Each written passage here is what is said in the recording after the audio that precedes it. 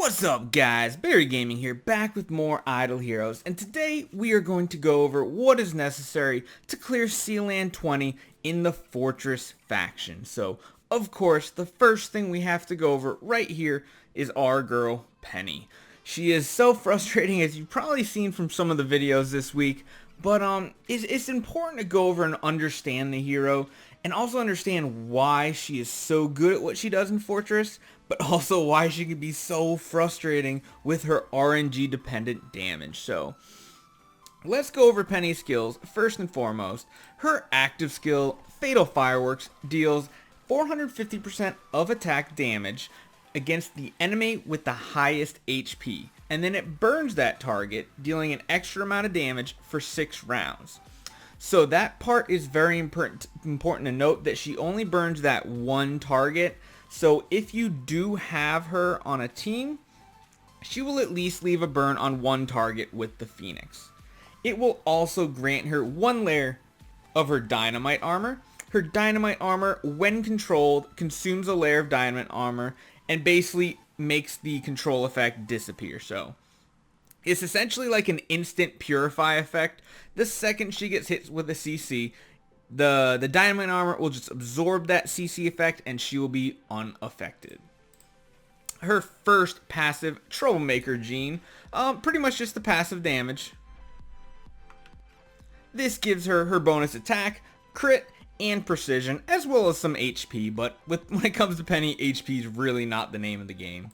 Her second passive is Gunshot Symphony. The passive allows her basic attack to target frontline enemies, dealing 180% damage, 100% attack of damage. It also grants one layer of reflection armor, so she has two different armors. This one is reflection. What this does is it offsets 50% of the next damage she receives from an active or basic attack and reflects it back at the attacker. It also increases her 40% of crit damage for 2 rounds, so it's really important, really important for her to do her basic attack first, then follow it up with that active attack. Her last passive is mainly her biggest and most important one, Eerie Trickery. Each crit, so every time she crits, it deals an extra 100% damage against all enemies. This is where she does all of her damage, this big burst damage. It also grants one layer of the dynamite armor again. So again, that's the one that essentially makes it so she can't be controlled. And then it also gives her reflection armor. So you really need to crit with Penny, and that's why she is so important. Natively, she doesn't have too much crit because she is a ranger.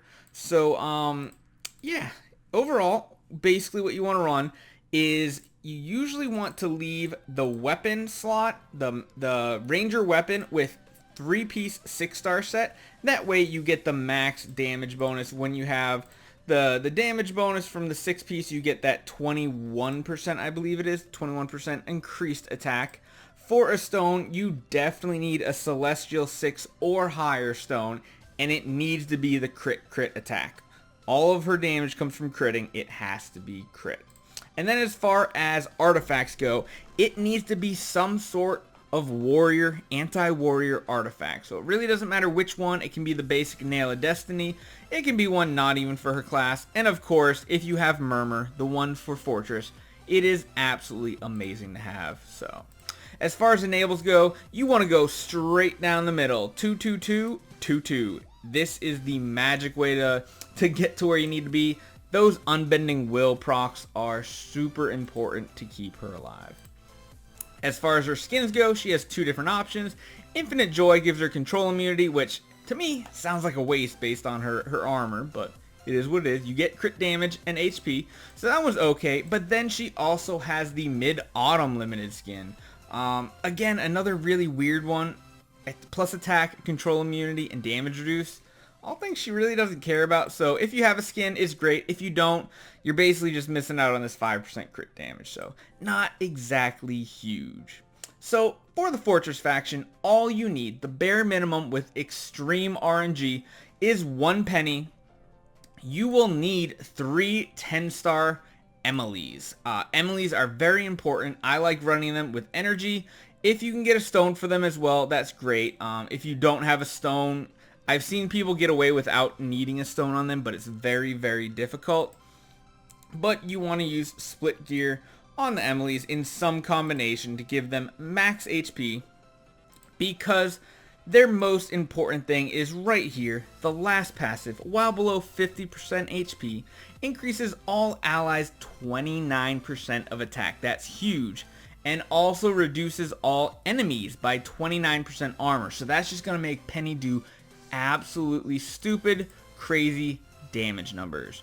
So her other abilities aren't that important. Her active's decent though, because what it does is it'll hit all enemies and reduces them 40% of precision. So that means higher chance for you to block, and it's a lower damage number. So precision also increases your attack. So lowering their precision helps a lot. And then it also increases all allies 30 speed. Not important, but 20% attack is huge. If you can do 3 Emily with their actives round 1, you're getting so much attack and lowering the incoming damage to your team. And so if you can have them all proc this with all their actives, Penny is just going to go absolutely nuts with damage. It's really important that Courageous goes off and they fall below 50% health, because if the Emilys are one shot, then they have 0%. They will not proc this passive. And the other hero that is super important is actually Valentino. So Valentino you usually want at 7-star. Why you want Valentino at 7-star is because of overload right here. Whenever an ally releases a skill, it deals damage. You don't care about that. But it also has a 15% chance to stun a random enemy for 2 rounds. That is huge. Absolutely huge. So if you have 2 Valentinos, you are in a good spot, because also their active will also have a chance to stun enemies. The whole point is just to make your team live that much longer. It will be absolutely amazing.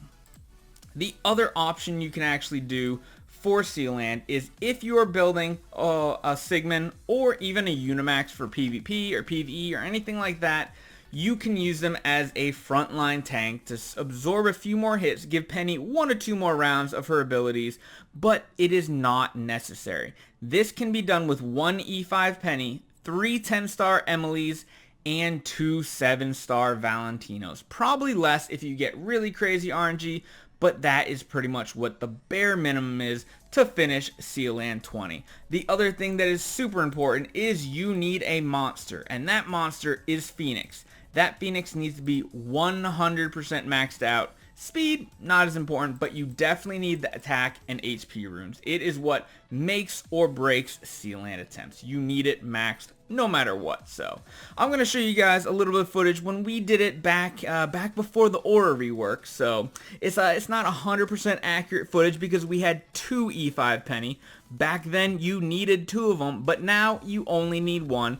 But it is pretty much the same scenario. We had a Sigmund tanking, we had a couple Emilys, and we had a couple of Valentinos. So pretty much the same exact thing. You'll see how crazy the RNG can be. But yeah, hopefully this helps you guide you through the way of clearing Fortress Sealand. We're almost doing it on this account too, but I hope this is helpful. Let me know what you think in the comments, and I'll see you guys in the next one. Let's jump in there and see what we can do currently. We're pretty low in Sealand. We're in 12, so I feel like the first few attempts here are going to go very, very easily. So let's just throw this lineup in here. Throw in the Phoenix. Looks good to go. Don't want to skip. And let's go. Speed this up. Now, the big thing with Pennies in Sealand is you're basically waiting for the RNG for her to essentially just crit every time. The time she doesn't crit, chances are you're not winning. And here we go. Blast done. Okay. Easy, easy. We got Sealand 13 done. I figured it wouldn't be much of a challenge. It would be pretty simple. So not bad, not bad. They both crit on the first wave, so that was really good. Sigmund just tanking away for us. There we go. That is awesome damage there. As you see, all you have to do is wait for crit, crit, crit, crit, and they're dead. So Sealand 14 down. If only we had a way to get her to 100% crit, right, guys? It's the only time she's useful. She doesn't crit. Might as well be a 3-star hero. Alright, come on, guys. Big crits, big crits. That's nice. Oh, that was good. Come on. One more round of crits. We got Phoenix buff, extra damage. Boom. Alright, I think we got this now. Yep, boom. He's dead. Done, out. Penny's carrying. But I feel like we got a team that can probably work and get us close to Sealand 18-ish. I'm optimistic. Penny, just give us some RNG. I just need that. Our RNG gods to just... Come on. You can do it, Penny. Penny, you can't do it. Come on, Penny. Why are you going to make me a liar like that? Oh, that was a good one, but she's not going to live. Oh, she did it. Penny is one of those like roller coaster heroes. You go 1 second hating her guts, and then boom, she blasts through it the next time. Let's try it this way. I think maybe that'll help out. God, we were so close.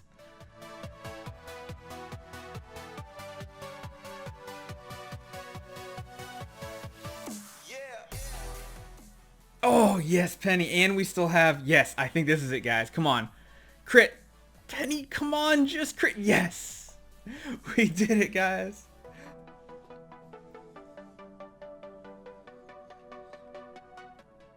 Okay, Sigmund lasted. He's not going to get his active off, which really... Ooh, this is not looking too good. Oh, and then Penny on top of that doesn't crit. Great.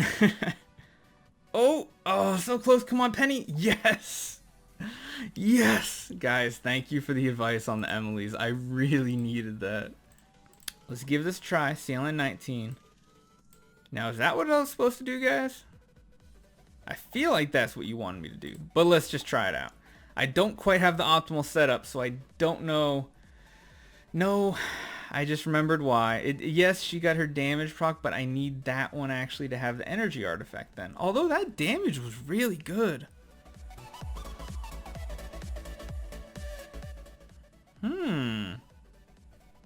That might have worked. Oh, come on. Yes. Yes. Oh, man. Seal at 19 down. Alright guys, we are back, and I had totally forgot that we had 4 branch swaps still left on this account, so I decided to do a few swaps and we got a second Valentino.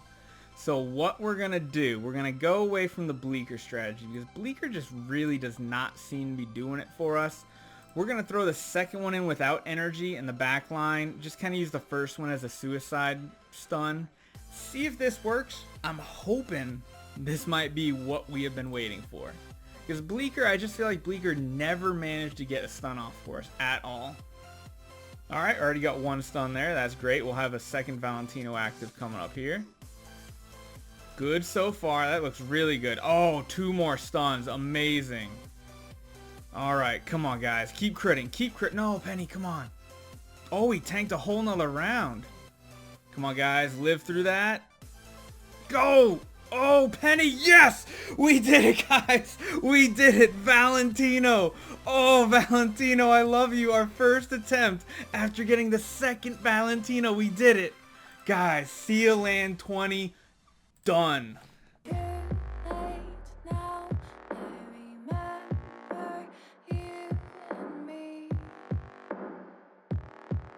How careless we could be.